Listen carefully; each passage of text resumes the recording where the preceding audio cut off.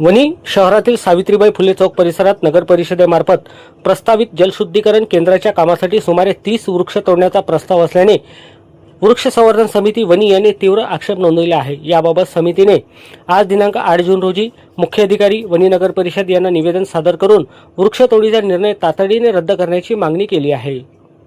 जलशुद्धीकरण केंद्रासाठी निवडलेल्या जागेवर कडुलिंब, आंबा, वड, पिंपळ, जांभूळ, कडुलिंब, अशोक, औदुंबर, संपाक व आपटा यासारखी विविध प्रकारची परोड झाडे असून ती शहराच्या पर्यावरणीय संतुलनासाठी अत्यंत महत्त्वाची आहे। जर सदर वृक्षतोडीला निर्णय कायम ठेवण्यात आला तर शहरातील पर्यावरणप्रेमी नागरिक व विविध सामाजिक संघटनांकडून तीव्र आंदोलन छेडण्यात येईल असा इशाराही समितीच्या वतीने देण्यात आला आहे। सदर निवेदनाच्या प्रती उपविभागीय अधिकारी, जिल्हाधिकारी यवतमाळ, पर्यावरण मंत्री, नगरविकास मंत्री तसेच मुख्यमंत्री यांनाही पाठवण्यात आला आहे। सदर निवेदन देताना वृक्ष संवर्धन समितीचे डॉक्टर महेंद्र लोढा, दीपक छाजेड, राजाभाऊ बिलोरिया, मत्तेसर, दीपक कोकास, निलिमाताई काळे यांच्यासह समितीचे सर्व सदस्य उपस्थित होते। आज आम्ही वृक्ष संवर्धन समितीच्या सर्व सदस्यातर्फे नगरपालिकेला निवेदन द्यायला आलो आहोत की काल जी पेपरमध्ये जाहिरात आली की झाडं तोडण्यासाठी निविदा मागवत आहे आणि पहिल्यांदाच अशी निविदा पाहिली आम्ही। आजपर्यंत झाडं लावण्याची निविदा बघत होतो, पण झाडं तोडण्याची, आणि ती झाडं अशी होती जी 50 ते 100 वर्ष जुनी आहे आणि वणी शहराला जवळपास 50% ऑक्सिजनचा पुरवठा तिथूनच होतो।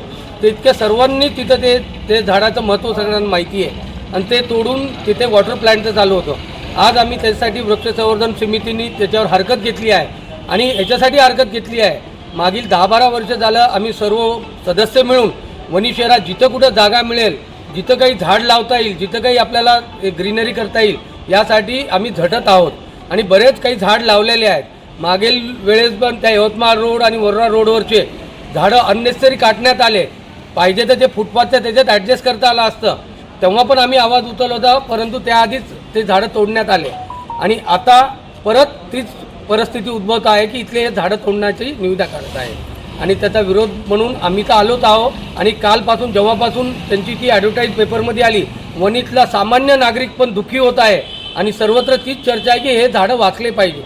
आज आम्ही यांना सांगितलं आहे की हे तुम्ही थांबवा, नगरपालिका निश्चित त्याच्यावर आमचा विचार करेल।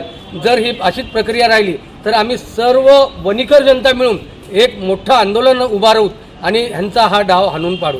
आम्हाला माहिती आहे पाण्याची गरज आहे, आज तेच म्हणत होते की पाणी गरज आहे, विकास पाहिजे की नाही, पण वणी शहरात अशा कित्येक जागा आहेत ज्या आरक्षित आहेत किंवा नगरपालिकेच्या लेआउटमधल्या जागा आहेत।